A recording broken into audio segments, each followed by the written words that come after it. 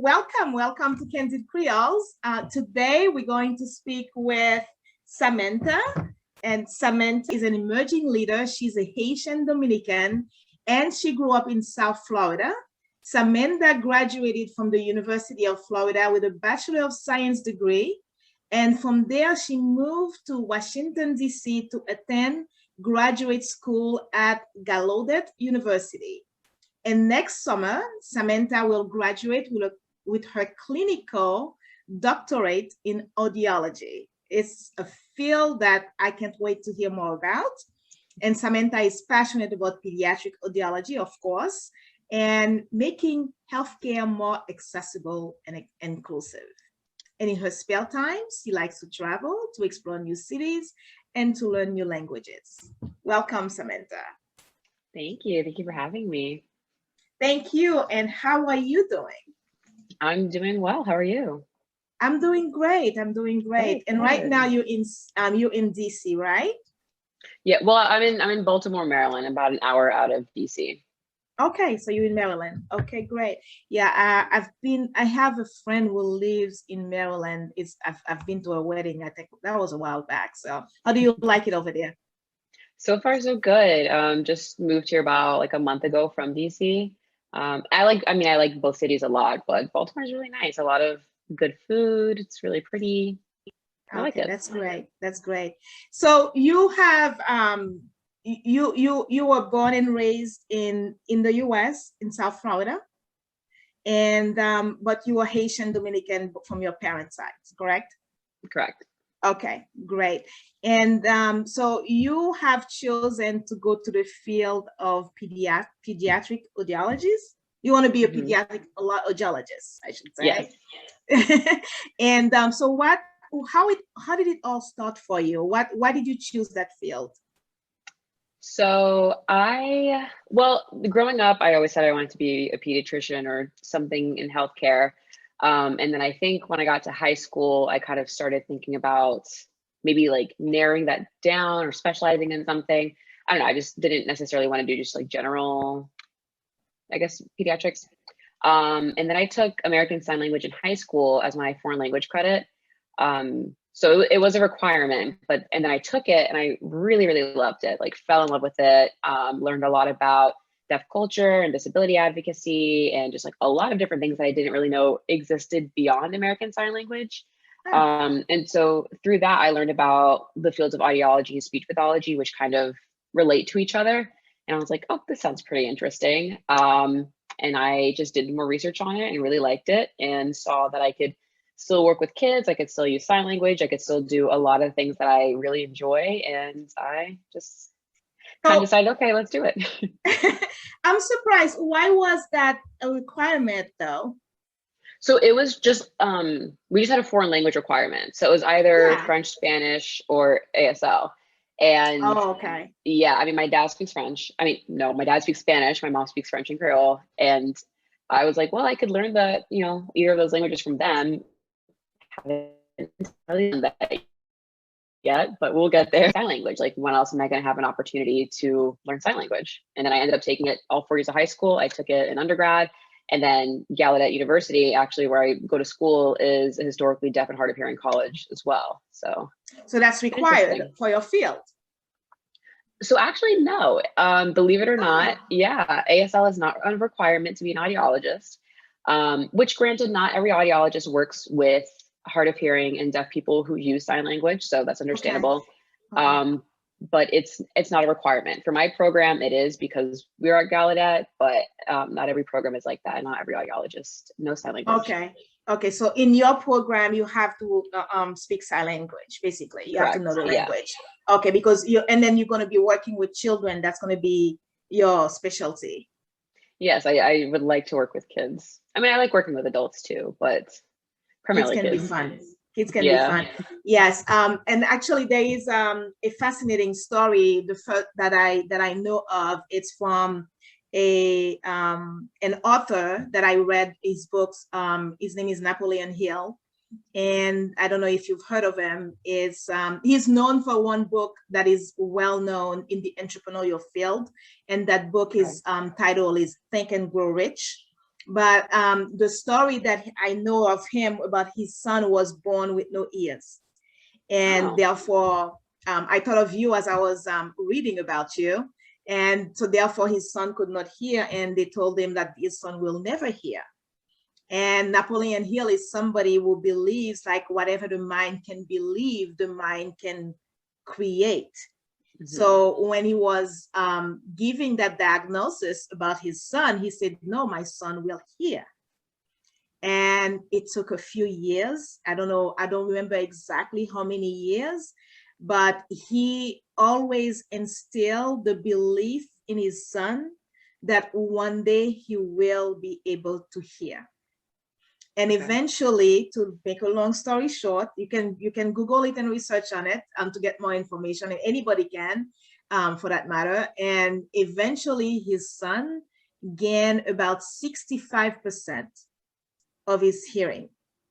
And there was a company who found out about that, and then they created a special, I don't know exactly what it was called, but they created something to help him with his hearing that he could hear 100%.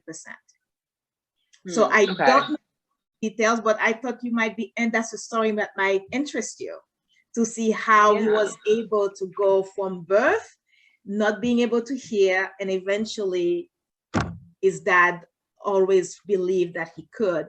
And that was his old philosophy in life. Like whatever you believe, you can create, because we are the creators of everything that happens in our lives. Yeah, that's interesting. I'll definitely look into that because there's do you know if he got some kind of, I would imagine he had to have gotten some kind of like hearing device or amplification.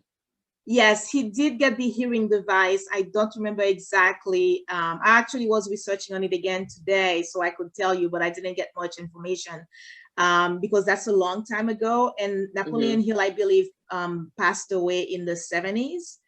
Okay. So his son, there is no information that I could find out about his son personally online while I was doing the research. But I'm sure if I were to dig more, I'll probably Hmm. find his son's name was Blair, and the father is Napoleon Hill. And Okay. you will find out about it, at least about the story of the son. And it's also, Hmm. I believe he mentions it as well in the book Think and Grow Rich, because that book is all about that. It's like you create the desire and then whatever, but we're not talking about the book today. So yeah, so I thought that was fascinating because I know you're going to be working with children who cannot hear, and some will have partial hearing, some will not, and then you have it will be part of your role on a daily basis to help them, Hmm. right? Okay, so what do you think about that experience with that gentleman? That's interesting. I mean, my first thought jumps to like, what was his diagnosis? Like, what were his hearing levels? Because it, there's different types of hearing loss. So I'm like, well, what kind of hearing loss? What kind of device did he have? Because it's not necessarily something you could just like get back. So that's interesting. I'm definitely gonna look into that and look into that Yeah, story. yeah, I totally understand that, because everybody told him he was crazy, that will never happen. And Hmm. because he was born like that, he's going to spend the rest of his life like that. Even his mom, the kid's mom, didn't believe it, but Napoleon believed it, and then it is, and then yeah, eventually it happened. So I'm glad you said so. There are different type of hearing loss. So tell me more about that. Yeah. So where do you start? Because I could go on about this forever. Um, so I mean, it's hearing loss is very different. It can be very different. So you can be born with a hearing loss, you can acquire one. It can be progressive, it can fluctuate. A lot of times with kids, if they're born with a hearing loss, it could be something genetic, or it could be related to like a virus or a disorder. So that kind of varies. And then also just the part of the auditory system that hearing loss can affect also varies. And it's hearing loss is interesting because not every outcome is the same. So an audiogram is what we would plot someone's hearing on, and essentially is like, it's kind of like the map of their hearing across like different pitches and what they can hear. So two people can have the same exact audiogram. So on paper, their hearing levels are the exact same, but their perception and ability to understand could be completely different. And I think that's what's also really interesting about the field and what kind of drew me to it is that there's a lot of variability, and ultimately there's a lot of variability in modes of communication and how people communicate and how they perceive sound. And I think that's really cool because we can kind of, have an individualized plan for each person depending on what their goals are and what their needs are. That's interesting because you said like on paper, when they get tested, it could look the same, but then the experience of each individual is different. Yep. I would have never thought of that, because you would think like if the results were like that for two people, then the experience also will automatically be the same, but it's not. Yeah. Okay. And it also varies on, how that person could view the hearing loss, and also how they may, I guess for lack of better terms, treat it, because some people like hearing aids, some people don't. Some people prefer to use spoken English, some people prefer to use sign language, some people use a combination. So that also varies as well. Yeah, but you can only use, if you have none, you have no, people completely were born without being able to hear, then automatically they're going to have to use sign language. So not necessarily. Sometimes, I know, also interesting. I'm fascinated. It's like I'm learning a lot here, because I would think like automatically, because if I can't hear, then what other choice do I have? Yeah. Okay. So it kind of depends on, ultimately it kind of depends on the goals of the family, because a lot of times it is diagnosed when the kid, well, hopefully, you want to make a diagnosis as soon as possible, so you kind of have an understanding about everything and how to move forward. That's not always the case. But it kind of depends. Sign language is always an option. I think that's a very valid option. Not everybody in the field feels that way. Some people don't think sign language is a valid language, which is a different issue in itself. If it's not, then what's the other option? If the parent says sign language is not a valid option, which I don't understand either, why they would say that, but what will be the next choice, the next best choice? Yeah, so some options are hearing aids, for example, or cochlear implants, for example.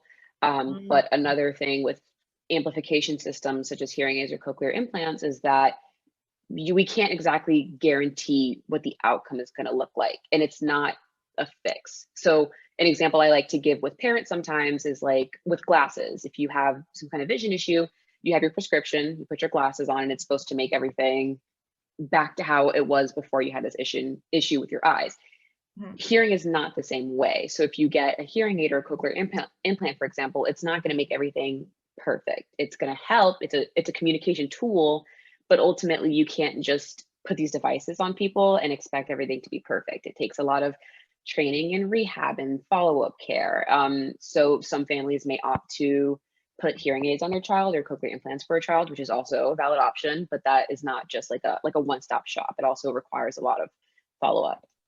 So which one in your studies, I know you're still, you have a couple years left in your studies. So which one are you more leaning towards of all these different options? I know it depends on the diagnosis, because every individual is different. So just give me one example that, because right now you are doing your residency, right? Yes. Okay. So have you come across a case right now, without giving me too much detail, because I know everything is confidential, give me an example of what somebody could do in such a case, what options, choose a case and then choose the options. Yeah. So let me think. One of my, I feel like most exciting cases so far, because I only started my residency about like a month and a half ago. So we had a patient, 13 years old. He came in and had gone to an ENT. They diagnosed a hearing loss, and then came to us for some follow-up testing. So this particular boy's 13 and has not let me stop you for a second. For those people who may not know, can you let them know what an ENT specialist is? Oh yes, I'm sorry. Yeah, so ENT is an ear, nose, and throat doctor, or an otolaryngologist. So let me see. We kind of like partner with ENTs. ENTs do more of like the medical side. So if they have surgeries, you have to prescribe medication. That an ENT would be in charge of that. So he went to specifically an ear, nose, and throat doctor. Mhm. So this particular child hasn't had his hearing tested at all, or actually he had hearing tests, he just didn't pass any of them. So in Was he hospitals born now, like that since so birth? potentially, and that's another problem. So we do hearing screenings on babies, newborn hearing screenings. I do that on the side as well. And ideally, every baby that's born has a newborn hearing screening. So if they require Yes. follow-up care, they can get that follow-up care. If they fail, they're supposed to get follow-up care also to kind of determine if there's a problem and what that looks like. So this particular patient failed his newborn hearing screening, was supposed to get follow-up care, never really got it in the right way. His mother said that nobody really stressed it. They kind of brushed it off and was like, oh, it's no big deal. So it's very possible that he was born with this hearing loss and walked around with it for 13 years. Wow. Yeah. So he struggled with speech, he struggled with academics, he struggled with social skills and relating to other students. Just a whole lot of contributions, which is not, I'm not gonna say that's directly, a cause of the hearing loss, but undiagnosed hearing loss can cause a lot of these issues. Yeah. So he came to us for additional testing, and we were able to do the additional testing and make a diagnosis. And we just put a pair of Loader hearing aids on him just to test them out and see how they were. And so we, to make a long story short, because I could go on about this case for a while, we tried some hearing aids. We tried some hearing aids on him, and he instantly was more engaged. His mom was like whispering to him across the room, and he would turn and listen. And she was just like amazed, because she's like, I always have to yell at him. He never understands what I'm saying. He's had hearing issues for So it a very long helped. time, but And then, so yeah.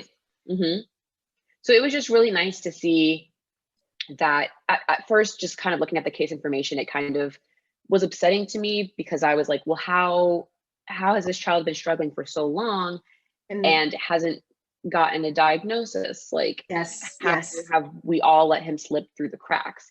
And fortunately, we were able to give him a bit more information, and hearing aids did help him in this case. Again, that's not going to be for everyone, but it was just really great to see that, although unfortunately this child was missed from all this follow-up care, we were still able to help him out and give him a bit more access to communication.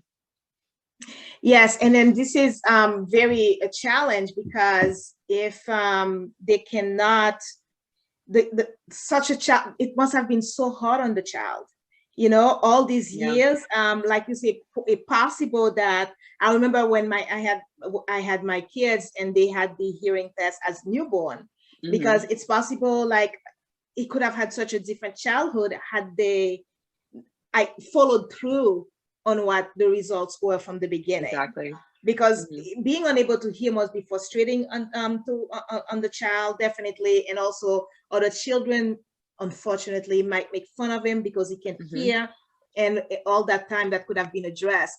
And I'm also looking on Facebook to see if anybody has questions for you. And I have we have somebody who just posted. She said she has a friend in Haiti who was born deaf, and she communicated by reading lips.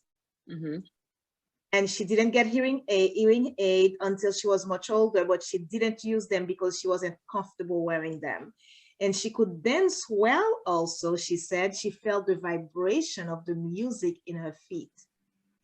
That is so true, because I remember when, Dancing with the Stars. Yes, Nile DeMarco. Yeah, that lady that was deaf, and then she was able to dance. Was Marley Matlin? I forgot her name. A deaf woman? Yes. Oh my gosh, let me Google it. Because I know for sure Nile DeMarco was on it. I don't remember a deaf woman. She is very well known, that when I can believe I don't remember her name. My first thought jumps to Marley Matlin. What's her name? Marley Matlin. She's a very deaf. She's very deaf. She's a very famous deaf actress. But I don't know if she was on. Nile DeMarco is the first deaf male contestant, but she was a woman. I didn't even know about Nile DeMarco. The woman is the one I'm looking for. Interesting. Learn something new. Yes, and then I know, like, it's because they can feel the vibration. Mm-hmm. right? So that's because it's fascinating. It's like they can't hear, but yet they can feel the music and they can go with the flow. I think Mm-hmm. that's absolutely fascinating. So like if I tell someone from DC I go to Gallaudet, they're kind of like, but you can hear me. And I'm like, I can, but even if I was deaf, I could still be able to communicate and still get around. Like some people are amazed that like deaf people can do just basic things. And Everything. I'm like, it's not, it's Okay, I remember he mhm. wasn't deaf, he was blind. That's a different story. Okay. Okay. That's a different story because I'm saying like, okay, yeah, if you're deaf, you can see, so you can go out and then figure out things. But I think he was blind and they couldn't understand certain things that he could do Mhm. because of his, although he had that blindness that should have stopped them. So yeah, that was fascinating to me. It's like I always love those stories when people you think that appears to be limited and yet they're not in Mhm. their mind, so therefore they find a way around their limitation. Yeah, and it's interesting, and I think that's also a part of what I'm interested is just like accessibility in general, because a lot of the world is just quite inaccessible. Depend if you're not like an able-bodied person who can just like kind of power through in the way that it's set. And so I feel like we tend to think that if somebody has a certain condition or a certain disability or a certain label that they cannot do things, when in reality they can. You just need proper accessibility. And I think a lot of society isn't willing to budge and provide proper accessibility. But we should, like, it's not that big of a deal to make things more accessible to people. I totally agree with that. Yeah, there is so much that people can do, but it's the mindset that people see limits before they see possibilities, Hmm. and that's really what sometimes can block somebody from thinking, oh, they could do that. I would have never thought that, and that's the only reason, because they didn't think they could, so they automatically assume they couldn't. That doesn't Hmm. mean it's true for that person. So yeah, fascinating, Phil. So this young guy now is going to be okay and happy. um And are they going to keep those? yeah, so we ordered him a pair of hearing aids that he will eventually be fit with. um and fortunately we'll be able to provide him more sound access, but at the same time that's not going to necessarily reverse the issues that he has. And it's interesting because with when I want to go, into my profession, I'm dealing with my own patients. I always say I don't want to just like push one type of treatment on a patient. My thing is just like communication access, language acquisition access, and that can look very different for everyone. So if the language is going to be sign language, if it's going to be spoken language, whatever it is, as long as you have access. Mhm. Unfortunately, this child wasn't provided proper access growing up, and it did impact his speech. It has impacted his academics. So giving him hearing aids will help him down the line, but it's not going to reverse some of the issues that he's had because of inaccessibility, or because of what he wasn't the accommodations that he wasn't provided that he could have been. So it'll be helpful, and I'm very Yeah, grateful that he's going to see some benefit from this. But it doesn't necessarily make up for the fact that he wasn't provided proper language access from a younger age. yeah. Unfortunately, yeah. So but that's a step toward um something good. Oh, you definitely, know yes. that's a huge step, because especially the mother's reaction, Hmm. that's priceless, Yeah, because she lives with him from day one, and then now for him to be able to just hear what mom is saying, that's really priceless for a mother. I know for me as a mother, I would love that. Yeah, of that's course. priceless. Yeah, yeah. So right now you are in your residency. So what does that entail on a daily basis for you as you're doing your residency? So, yeah, so I'm at a center here in Baltimore that it's a pediatric center, and we see primarily kids with different disabilities or different neurological abilities. So primarily we do a lot of diagnostic testing. So determining, does a child have hearing loss? Do they not have hearing loss? If they have hearing loss, what does that look like? And we see kids of all ages, but typically I would say on average, like ages 2 to 5. Um, So it's interesting. We have different ways of testing kids, and sometimes it goes smoothly. Sometimes the child is screaming for an hour. So it looks similar. We got a lot of that. I'm very used to like getting kicked by 2-year-olds and like having Oh, kids like pulling rip your things out of their hair. ears. Yeah, I'm like, it's fine, whatever. So we do primarily diagnostic testing, and just kind of determining their hearing status. And yeah. I had a friend who would learn sign language. That was years ago when I lived in New York, and I always wondered because she did not have any hearing problem at all. She Hmm. was just fascinated by the language, and how I found out is like one day I saw her. I was at work, and then somebody was in a balcony on one side, and she was on the other side, and then I see her doing the gesture, and I said, "What are you doing?" She said, "Oh, I'm speaking with that employee. He is deaf." And I said, "Oh, I didn't even know that guy was deaf." Because you know, you walk by people at work all the Hmm. time, you don't know. And she You said, can't "Yeah, he's see. deaf." Yeah. Yes, you can tell. So, and then she told me like she learned sign language. So can you tell me something in sign language? Ah. Can you answer me or whatever I just asked you actually? What can you tell me in sign language? Yeah, I mean, do you want do you want anything I in want you to see particular? it. Yeah, I want to see it. Let me see. I can say, well, it's because the structure of ASL is a little different than spoken language. So if I do it at the same time, I get confused. I Okay. can I can say like, oh, my name is Samantha Okay. and I'm an audiology student. Okay, so that's Okay. me, my name, and then you finger spell your name. So mine is Samantha. It's a little long, and then I'm an audiology student. Oh, okay. So that's what you just said. My name is Samantha. I'm a Yep. audiologist student. Yeah.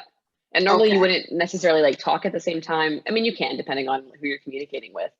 Um, Okay. Because I yeah. see people do it both ways. You're right. I see people talk at the same time and I see people do not. But you say if you do it together for you personally, it kind of like confuse you or distract you, I should Yeah. say. So interesting. And I used to think this too. A lot of people think that ASL or just like sign languages in general are just like verbatim English with a sign assigned to each word. But American Sign Language is not, it's not that. Like it's got its own structure, it's got its own grammar, its own different aspects of language. So some sentences, how I would say in English, which is kind of, I guess that's kind of similar for like Spanish and French too. You kind of like flip the order of the sentence when you're translating.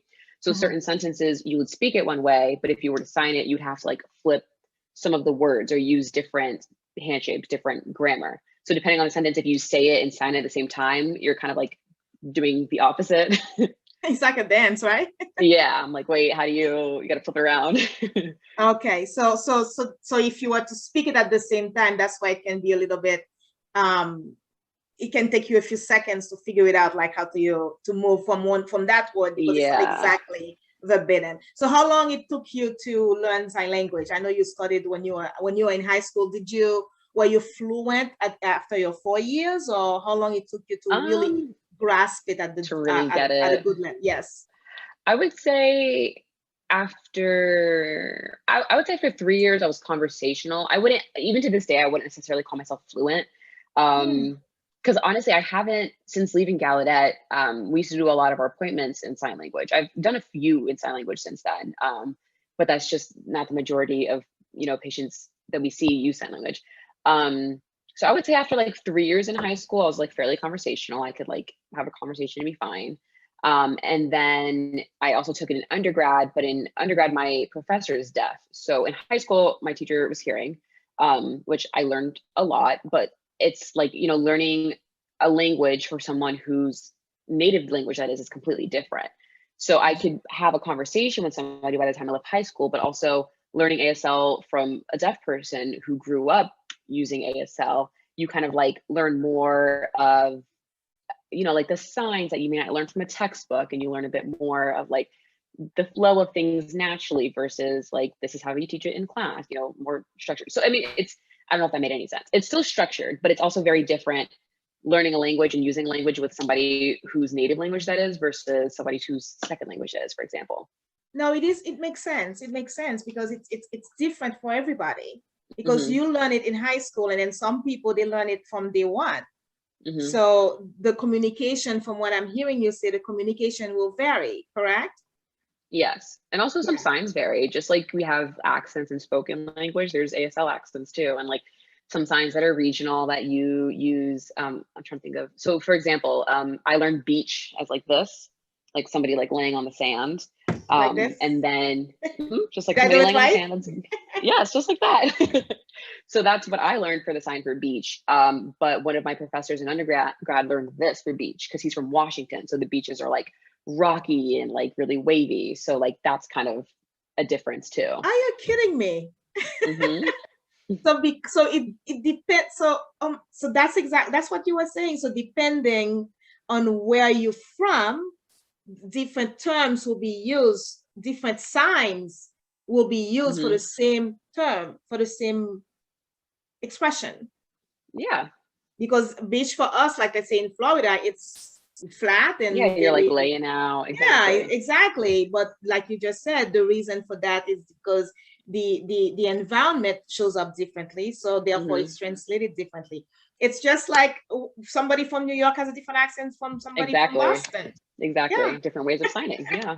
And same thing for us in Haiti. In Haiti, if somebody from Ocap, we have Hmm. a city in Ocap. I have a friend who's from there. And then me, I'm from Port-au-Prince. And she would say things that I don't understand what they mean. When I first met her, I would go to her house and then they would say, okay, like, for example, they would say, I know you don't speak Creole, but I'm going to say it in Creole and I'll tell you what it is. It's Hmm. like kawo. Kawo is iron for them, you know. And then with the first time I remember I heard somebody say bum kawo, huh? And I didn't know what the heck that was. Because that's not the word we use Hmm. in Port-au-Prince. We use fait à repasser, and then they use differently. And I'm saying, okay, so and then so I learned that term from them. So it's the Hmm. same thing everywhere you go. Different part of the country has different terms. This we all speak the same language, but Hmm. yet not exactly the Differently. same. Yeah. Yes, yes, yes. That's fascinating. That's fascinating. Yeah. So you're Languages are having a really lot of fun. interesting in that way. And then you're getting kicked by 2-year-olds. Yes. That's their job. That's their job. I mean, this must be so sort of tragedy for a parent when they hear that, you know, giving birth to your child and then hearing that. So it's interesting. So I feel like parents react differently. Um, because it's not, I don't know, to me, I guess because I'm in the field, I kind of see it all the time. I don't see hearing loss as like a debilitating thing, you know, like it's not, if you diagnose a kid with hearing loss, it's not like a life or death situation. Like, you know, they're fine, you just can't hear. So I work with newborns as well when I do like you said, the hearing screening, and some babies just fail the first time because, you know, sometimes they just do. So when I give the news to the parents, some parents are like really worried. They're like, oh my God, is my baby going to be okay? And I'm like, your baby's gonna be fine. Like they're fine. They just need another test. And some parents are like, okay. Like, I mean, it's a screening. So I'm not diagnosing the child with the hearing loss. We're just saying that we need follow-up information. But it's interesting to see different reactions and how people take that news, and how they react. Again, I don't know. To me, I'm kind of like, okay, like, you know, then we just I guess it depends on the determine that they can't. personality. Like, Yeah, yeah. exactly. Because for Yeah. me, if my son has a hearing test and then they said there is a problem, I would say, okay, tell me more. I would be concerned. You Hmm. know, although it's not a death sentence, but you want everything to be Of perfect course. with the baby when they're born. And so I will not just say, okay, I would say, okay, tell me more. I would want to know more. Is it, Yeah. what do we have to do? And what like my second, when he was he's the one who took the longest to walk, and he Hmm. crawled forever. And I remember, like, I was starting to get concerned because I know you have to start walking at a certain Hmm. so few months, so many months. And I remember his doctor said, "Don't worry about it." But me, I would ask every time I go to the doctors, I would say, "Okay, he's still not walking, so do I worry?" She would say no. She would say no. We're gonna wait until, I forgot. I think she had said 13 months to send him Okay. to a Hmm. specialist. And I said, okay, so I am looking at the calendar when that 13 month, and I'm looking at Oh him my God. to monitor his progress. And then on month 12, he Hmm. walked. Yeah. So Oops, we I'm sorry, never my got to computer's. see. I'm sorry? Oh, there we go. I'm sorry, my computer's switched screens for a second. Oh, okay. Um, I'm sorry, So go I ahead. never, yeah, so we never had to see the specialist, but that was like, yeah, so I was a little concerned at the beginning. Yeah. And, That's I completely understand, this is your child. Of course, you want everything to be okay. You want all the answers. I definitely don't blame anybody for like wanting to get more information, wanting to have a deeper understanding. I guess my issue more so is with sometimes when proper resources aren't given or certain professionals don't give parents the full picture or don't give them all the options, or parents just kind of allow their feelings to get in the way of their child's development, and they're not necessarily willing to take the extra steps to get the accommodations for that child, because at that point you are also, you're putting your child at a disadvantage because you're not, giving them proper access to language or to correct. yeah, I mean, I'm saying language because that's typically what I do, but I guess you can kind of say that for anything. So I completely understand being curious and looking things up. I do it all the time. You want all the information. You want all the, the full picture. Absolutely, absolutely. Well, that's definitely fascinating. So when once the child gets diagnosed, it depends on the diagnosis. So some of them go to rehab, some of them don't. It Um, depends on the situation. yeah, it kind of depends on like the cause. I mean, most of the kids we see, once we test them, they have typical hearing or they have like normal hearing, so they don't necessarily need any follow-up care.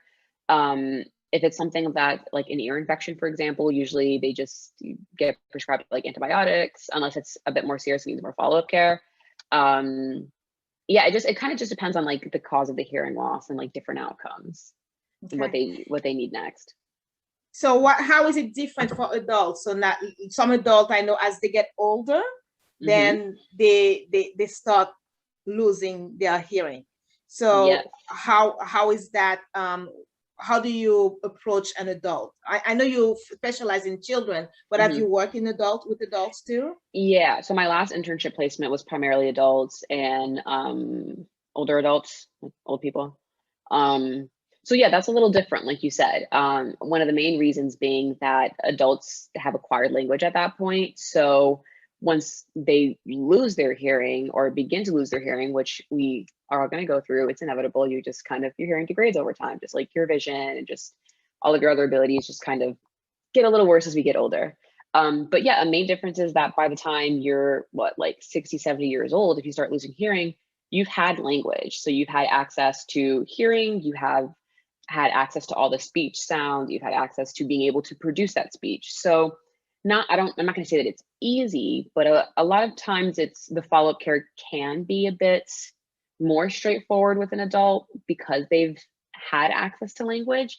With a child, depending on when they've had the hearing loss or when it's diagnosed, if it's like prelingual, the outcomes might look different than if the child already has some language or if they've developed, most of their language. So that also kind of depends.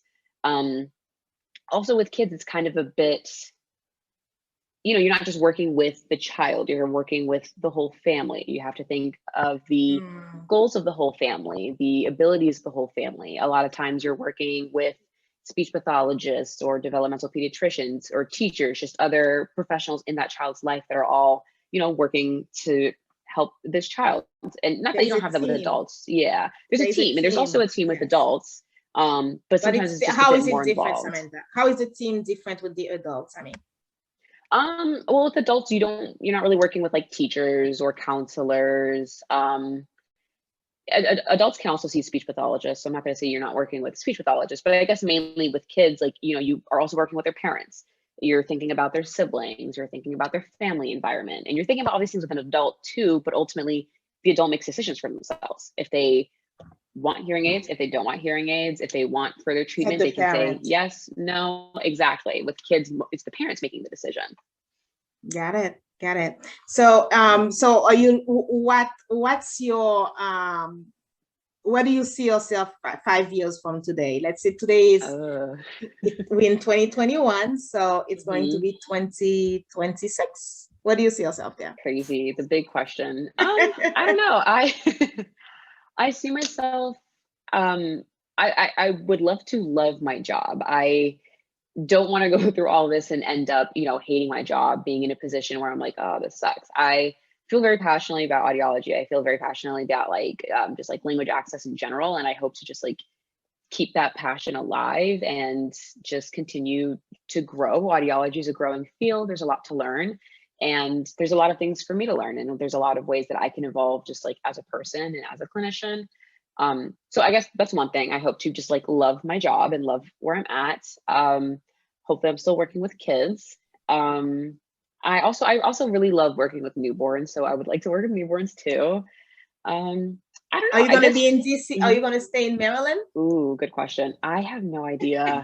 I wouldn't, honestly, after this last winter, I am very much like, I don't want to deal with the cold anymore. So yeah, you did grow up in Florida, so you didn't have to deal with that until you went to school, right? Yeah, and it is not a You don't like and it's it? funny because no, and some of my friends are from like New York or Vermont, so they're like way up there. And so they're like, oh, this isn't that bad. And I'm It's like nothing. by my space heater and like 4 layers of clothes. I'm like, this is horrible. Yes, when I lived in New York, it's like, to me, because I lived in New York, it really got cold for me when it was 20 degrees. Once it's above 20 degrees, I was fine. But now that I live in Florida, get into 70 and I'm wondering, okay, I need a little sweater. My mom is the exact same way. She's like, can you turn the heat on? I'm like, what are you talking about? Yeah, because it's like they say, like, depending on where you live, like your body adjusts to the weather. So definitely. I left New York so long ago, so it's like I don't have that 20 degrees anymore. Like I it's cold for me at 70 degrees. It's starting to get cold. Exactly. But because I'm a Floridian, yeah, I'm a Floridian, so that's what it is. So yeah, so you don't think you're gonna stay in Baltimore, in Maryland? I don't know. I mean, I wouldn't rule that out. I like Maryland. I don't know. I'm also very much a person that I'm like, I'll explore different places. I'll live wherever, as long as, like, it's a cool place. I have a job that I like, I can still see my family. So I don't know. I feel like right now I can't really say where, like, geographically where I'm going to be in 5 years. You don't know yet. You don't know yet. But you'll be working in that field. That's for sure. Because you're doing all that work for that. I was going to say, after all these years, I better still be in this field. Yeah. Yeah, and you also said you like to learn new languages. What have you, besides sign language, have you explored any other languages? Yeah, I mean, I haven't mastered any other languages. I am trying to. The thing is, I just have no time right now. I'm trying to understand. Can I go back to the no time thing? Yes. Oh, we're gonna address this. Time is relative. Do you understand what I mean when I say that? You got me there. Yeah. Okay, so time is relative. So it's we all have time for what matters to us. That's because true. we create the time. I'll rephrase that. No, that's true. I need to be better at creating the time just to put aside to learn. It's like I was talking to my son today. He's supposed to, he helps me a lot with producing this. And I want to take this to, this is going to be on YouTube and in Instagram because everybody's asking me. At first it was just going to be in that group, but everybody keep asking, like, can we go beyond that group so the group this series we're having can be seen by more people, because the intention of this group is to change the narrative about the world has about Haitian, and we're starting with us, and of course we want to do the world to know who we are. And therefore I was asking him there is a way to be simultaneously on Facebook and on YouTube, and he is I call him my producer. And he was supposed to do it for me. And I've asked him 2 days ago, I don't know, Sunday, I forgot how many days ago. And then yesterday I said, we got to do a testing today because it's technology. We cannot wait on the day off to test this. Of course. We started to work on it today. Of course. So therefore we're not on YouTube today. So he didn't make time. He did not make the time because he had the time, but he didn't. School hasn't started yet, so he just didn't make the time to do it until today. And I told him, honey, it's too late because I will not take a chance to have this conversation on a test. because things can go wrong with technology at any time. Oh, of course. Yeah. Yeah. So so this is a great segue to go in the group. So as you know, you're part of the group, and I really enjoy this conversation because I'm learning a lot about everything that you do, and I know there is way more. Like you said, you could talk forever about this. It's your field, and I could talk with it because I'm fascinated by what I don't know. And I'm always I always say I'm a work in progress and I'm a learner, so I love to learn about new things that I don't know much about. And so we're going to now talk about the group. I know you're part of the group, and I'm so happy to have you as a part of the group. You are an emerging leader, one of the future leader of this world, and I would love to know what you think of the group, and most importantly, how can we grow the group to meet our objective, which is to change the narrative of the world has about Haiti and Haitians. Oh, great question. Well, first, I think it's awesome what you're doing. I really appreciate you wanting me to come on here and talk. I was like, oh, that's so nice. You want to like hear from me?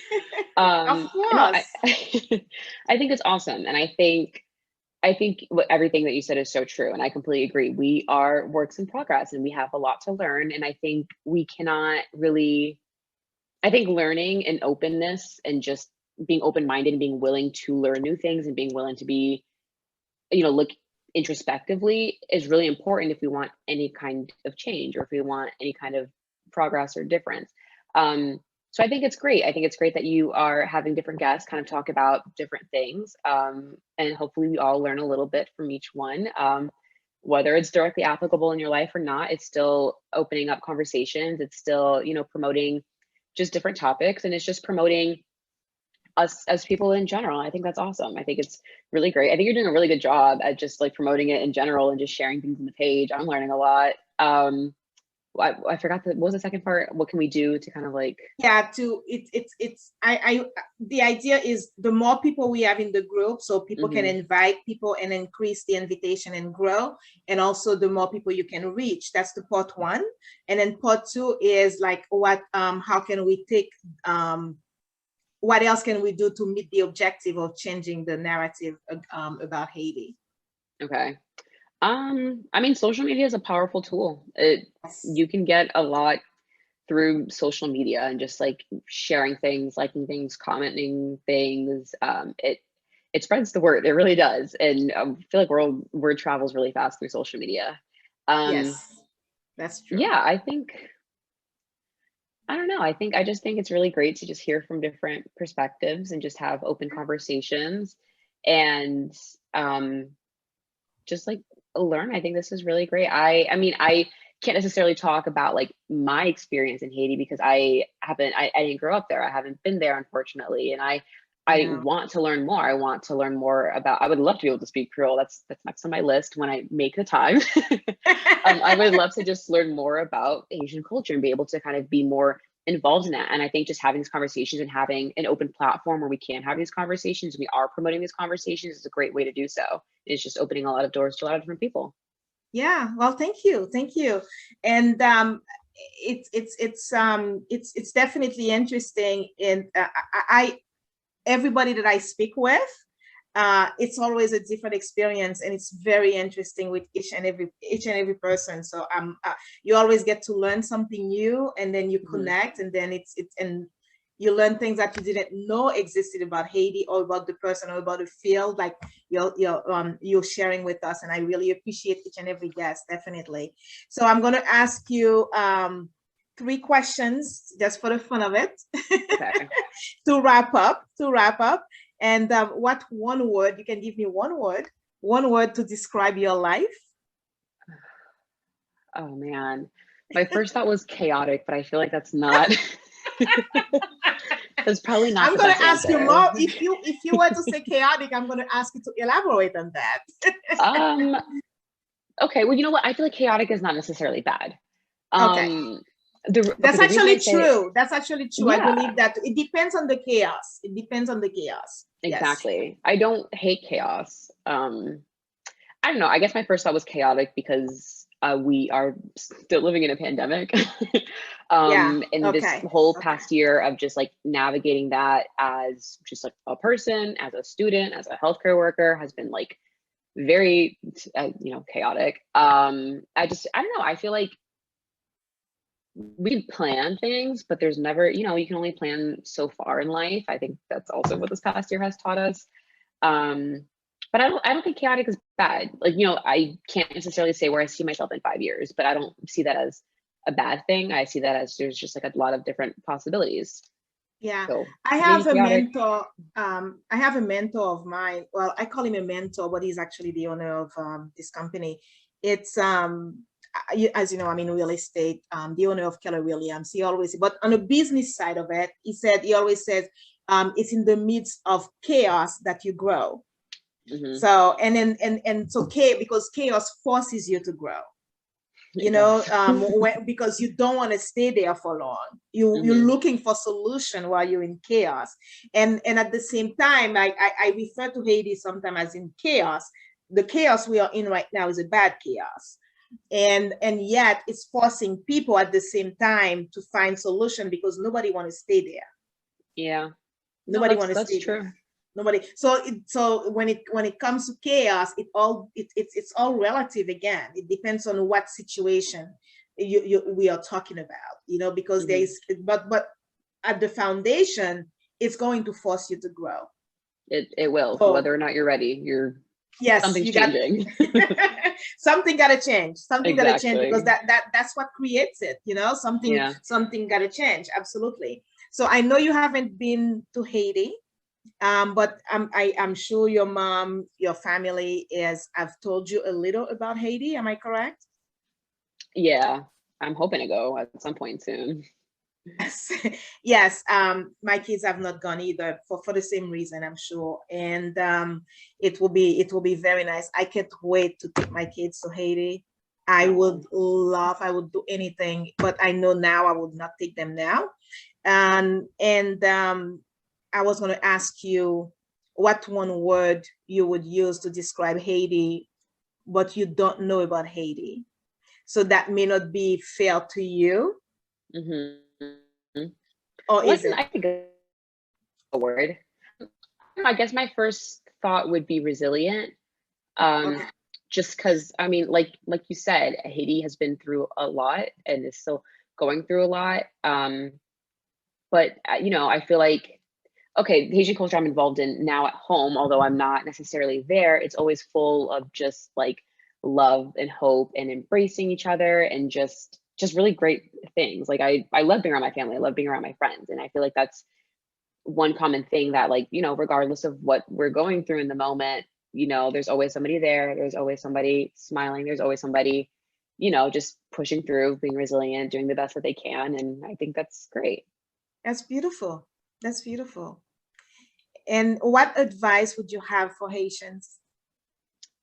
If you're able to give some advice, as an emerging leader of you are the future leader of this life. So as an emerging leader, what advice would you give to a young Haitian like yourself? I don't know. Don't be afraid. This is gonna sound so cliche, but I don't know. Don't be afraid to just like push the limits and try something new. I don't know. I always tell myself, like, if I'm nervous about doing something or asking something, like I would say, well, what's the worst that can happen? I mean, sometimes the worst is not good, but for the most part, the worst is not. It's not the end of the world. So I feel like it's a good thing to get comfortable with wanting to push the limits, with wanting to try something new, with just wanting to just do whatever you need to just kind of like fulfill yourself and kind of get answers. I think that's okay. Push the limit. That's a very intelligent way to look at it. It's like you look at the future to make the decision, because when you say, that's what you're doing when you say what's the worst that can happen. So you're looking at the possible consequences, and then to see, okay, should I go that route or should I not go that route? So and basically, because whatever route you're taking, you're actually creating the future. So you're able to make that decision And it's true. It's like, what's the worst that can happen? Sometimes I personally, like when I want to do something, I would say, okay, let's pretend that I did it. So now what? What happened next? And then is that next thing what I want? Exactly. Yeah. And then you know what to go or not. So I'm going to conclude. Thank you. Thank you for being my guest today. So I appreciate it. Thank you. And thank you for having me. It's my pleasure. And I wish you the very best, Sammy. Thank you. And thank you for watching Candid Creole today. Candid Creoles. Today we had Sammy. I trust that you appreciated the conversation we had. And any questions, please post down below. And Sammy can answer later. Samantha can answer later at a later time if you have any questions. I didn't check to see if I posted to see if anybody had questions, but I don't think anybody had any other questions besides Fabienne's comments. And as always, peace for Haiti and love for Haiti. Thank you. Thanks. Have a good night. Have a good night. All right, bye everyone.